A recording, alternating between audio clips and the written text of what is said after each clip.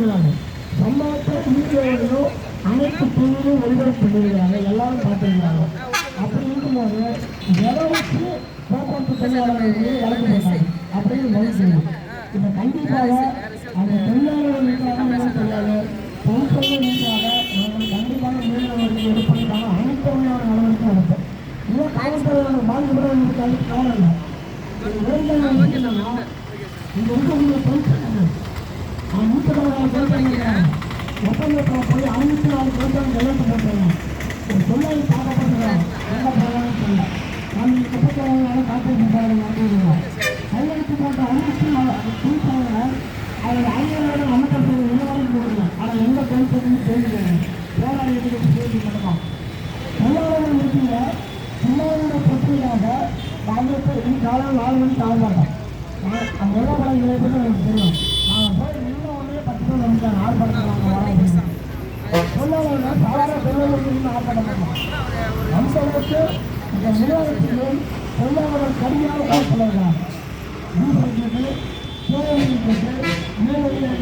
பாரு, அங்கே போய்ப்பாரு, இங்கே போய்ப்பாரு, அப்படி 24 மணி நேரம் படிச்சுக்கிட்டு இருக்கிற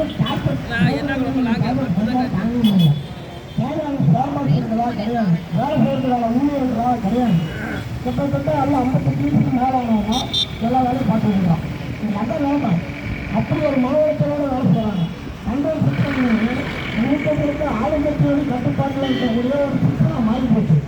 பல கிளைகளில் அது வியாபார சிஸ்டமாக மாறி போச்சு.